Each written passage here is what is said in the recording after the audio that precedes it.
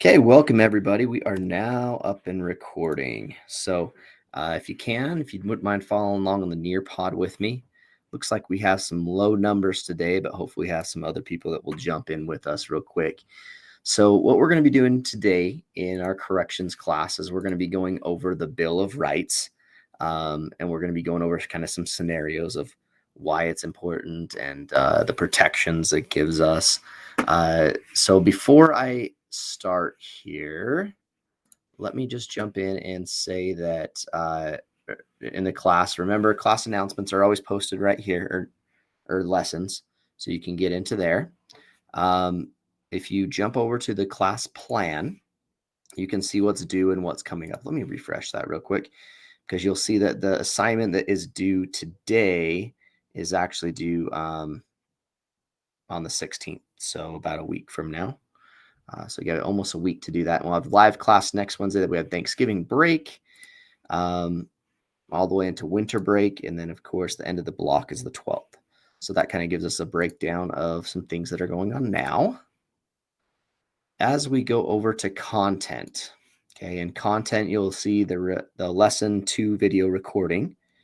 So right now it's an old one, but I'll be loading it with this lesson in a little bit. You have the Nearpod link, which I may need to update that. So I'll go there. We also have a website on the Bill of Rights that you can kind of go to. And then we have the lesson 2 assignment, which is a quiz, which I'll be going over and previewing for you. As you can see right here, it's 10 questions. And I'll go over all of those at the very end. So if you hang on with me, you'll probably get some answers here and there. Okay, so what the objective is today is, so given a quiz in the OLS, students will accurately answer multiple choice questions about the Bill of Rights with 80% accuracy across one trial. So what is the Bill of Rights? So we all have rights as citizens of the United States, but what are they and where do they come from? Okay, this unit will focus on the rights of Americans, including the right to free speech, to free press, privacy, and you'll also learn about the history and practical application of these rights. Okay, so first thing we're going to do is just watch a little video that talks about this, and then we'll go from there.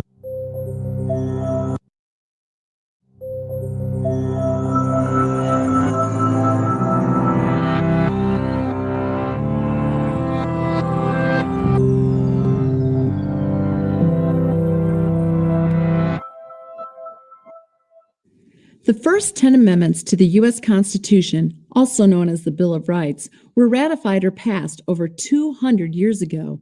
But even though they're a bit, old, these first 10 amendments are still the most debated and discussed section of our Constitution today.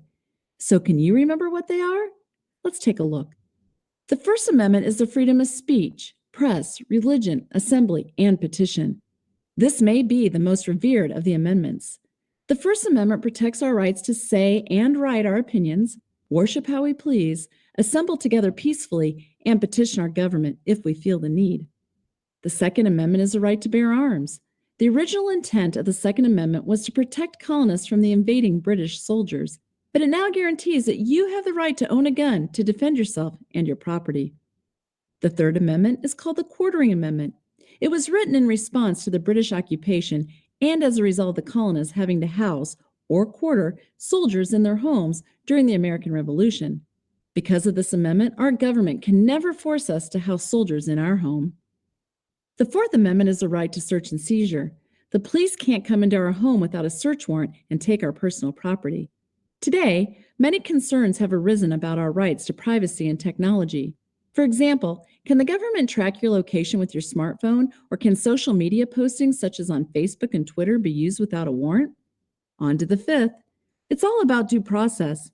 You've probably heard the phrase, "I plead the fifth," in movies or on TV. They're talking about the Fifth Amendment, which says that you don't have to take the witness stand against yourself if you may end up incriminating yourself. Okay, we're halfway done. The Sixth and Seventh Amendments are about how the legal system works. If you're accused of a crime, you have the right to a speedy public trial and an impartial jury. You also have the right to a lawyer and the right to take the stand if you choose. This is important because it will prevent the accused from sitting in prison forever and insists that the prosecution proceed with undue delay. The seventh says you have the right to a jury trial where 12 impartial peers decide your innocence or guilt in the courtroom as opposed to a judge doing it all alone. The Eighth Amendment prohibits cruel and unusual punishment. Is a death penalty cruel? Is it unusual? It's hard for Americans to agree on the definitions of cruel and unusual. The Ninth and Tenth Amendments are called the non-rights amendments. They say that the rights not listed in the Bill of Rights are retained by the people in the states.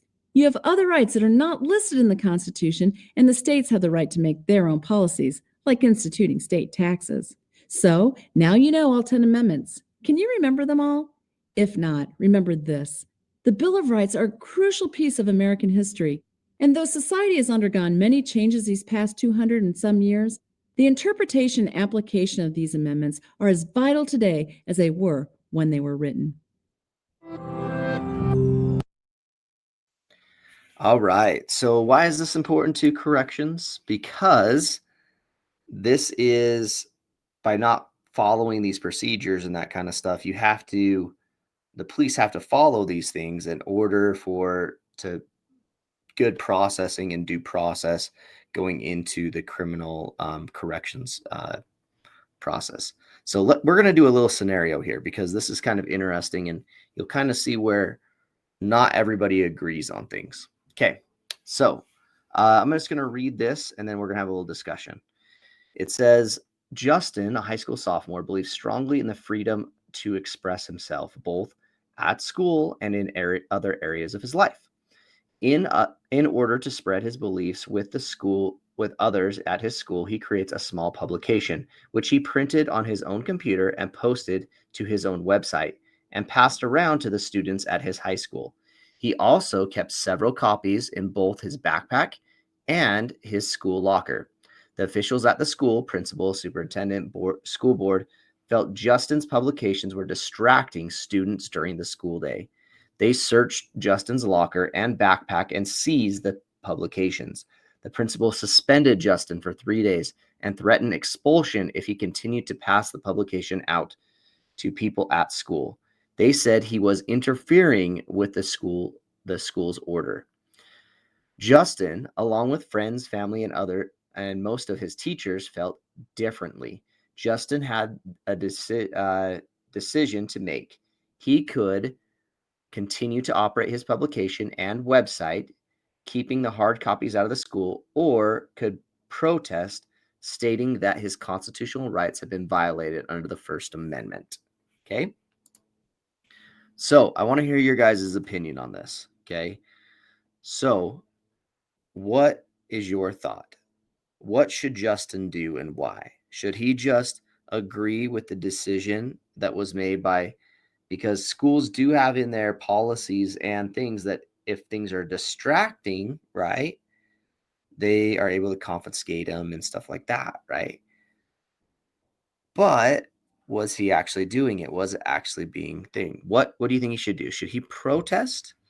Should he file a lawsuit? Should he just go and do whatever the school leaders say? What are your guys' thoughts? I want you to post them here.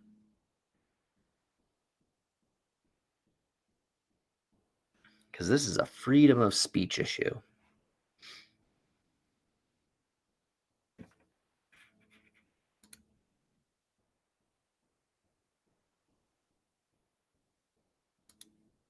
Well, this is just a scenario, so we don't know what he did, okay? So somebody said, it depends on what it is. If it's harmless, I don't care, but if it's a hate crime, then no. Okay, so it's just stating his opinions, just kind of like you would like on maybe a social media post, right? It didn't really go into detail. It didn't say it was hate speech, but he is expressing kind of his opinions. But I would agree with you that hate crimes, there's no thing that would be rarely distracting and that wouldn't be right. Okay. I think he should agree. I know lots of schools that prohibit things like this and even flashy things like dyed hair. Yeah, that's true, right? How can you express yourself? If people wanted the publication, then I think it might be okay, but it seems that he could be irritating or distracting. I agree. There's a lot of things out there. It's like, hey, take my stuff, right? Take this, that, the other. So I guess it's how it's a little bit received, right, by the other students and if they thought it was good or not, right? You should just listen to the school. Okay. Yeah. It could also be false info. Very true, right? But here's the thing, like, should we be blocking, things if they are legitimate? Because, for example, things have been blocked before that are that could impact things, and they've been blocked, but they were actually true, right? So you think we should just block them first and then find out later, even though that could be detrimental and change things? Okay. I believe it is unnecessary amount of action to take to taking to expressing himself. Okay.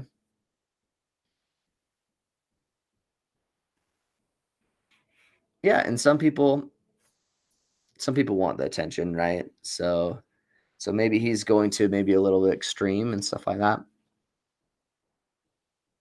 Good. I like your guys' opinions. I wanted to think, like critically thinking and being able to look into that. Okay, let's move on. So, what is the Bill of Rights? We already discussed that, but it said, did you know one piece of paper written over 200 years ago has the power to affect everyday lives every day?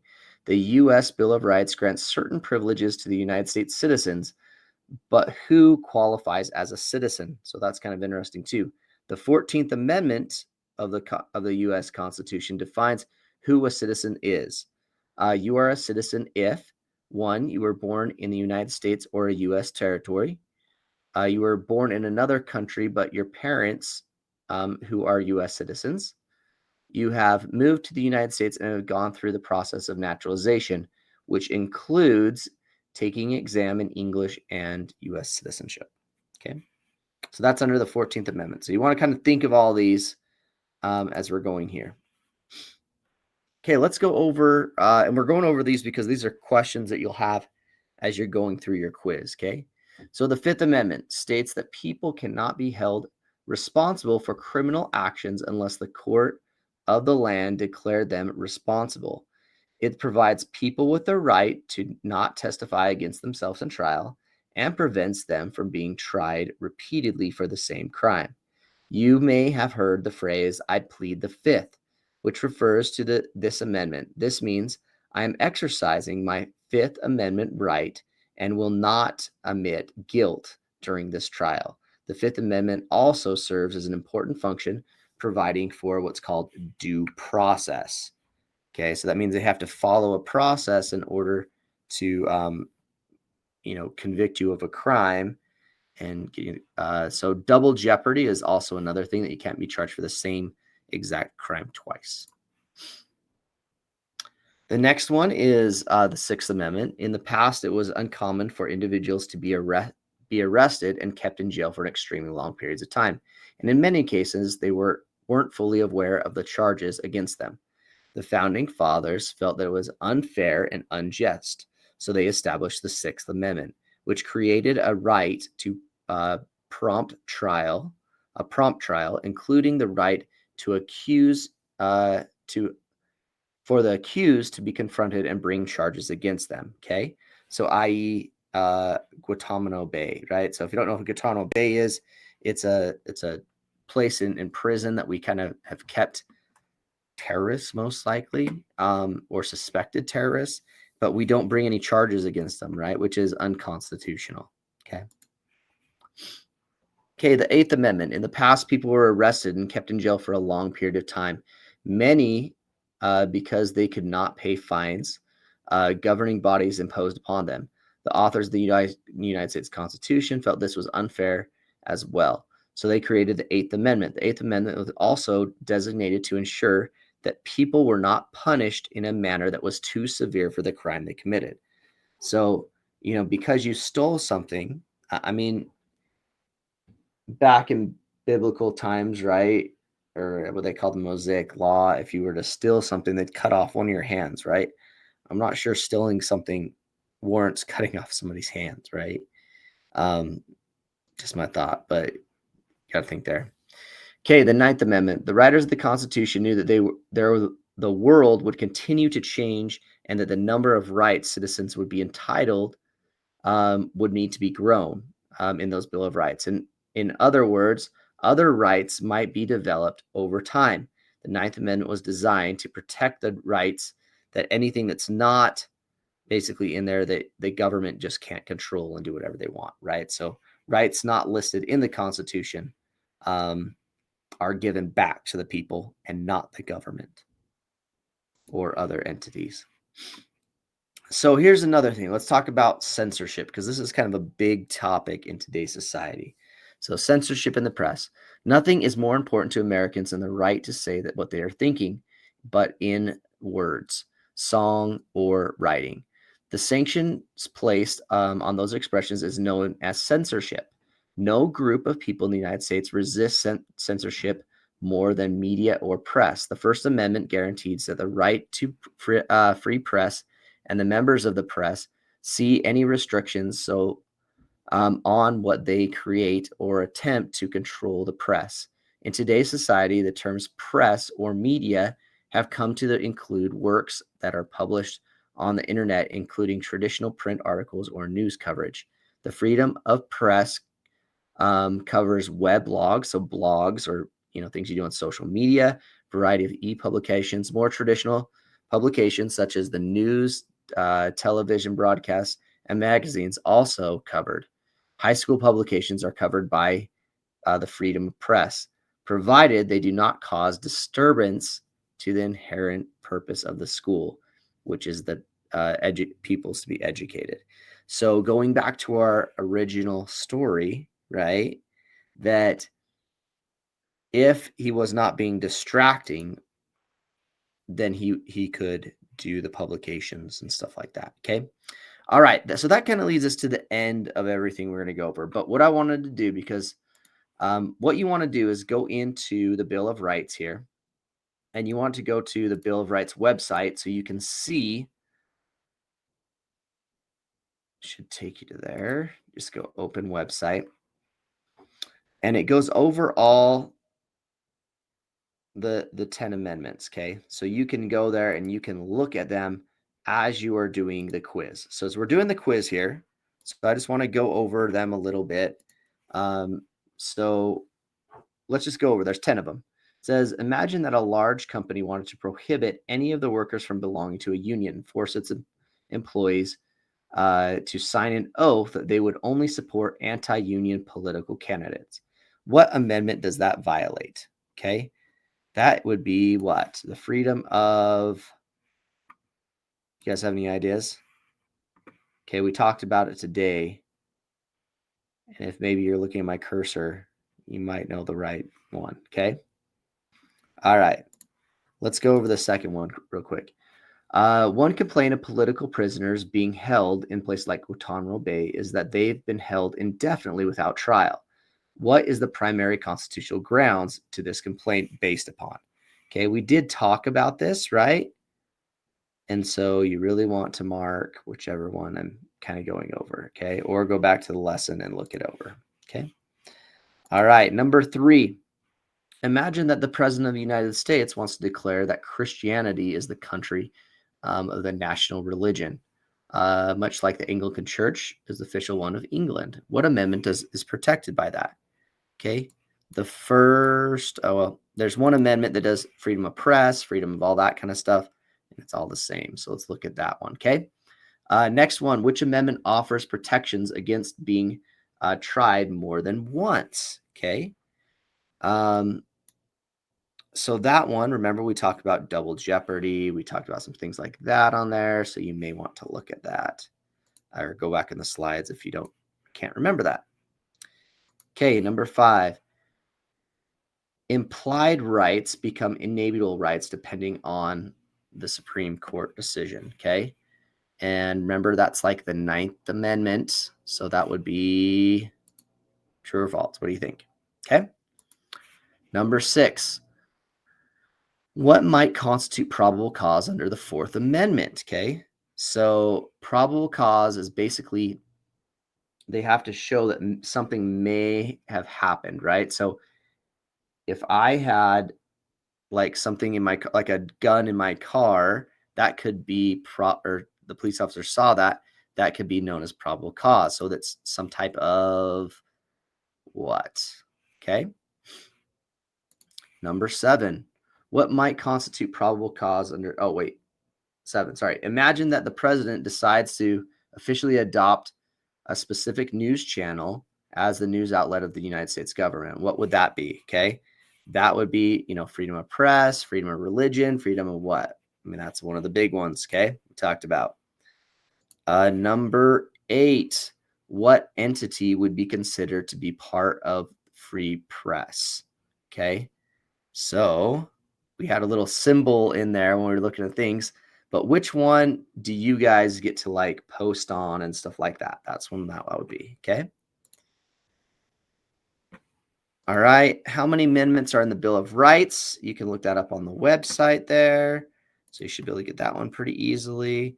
And then the last one, warrants are necessary for police largely because of which constitutional amendment. Okay.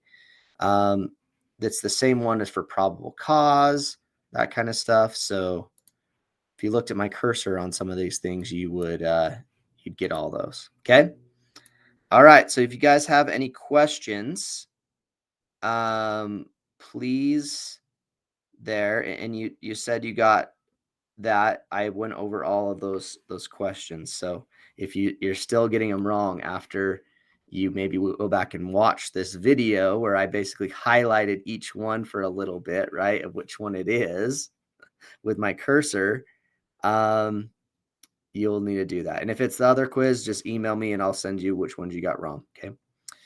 All right. Okay. If you got any other questions, stick around. I'm going to stop the recording now and we'll kind of go from there.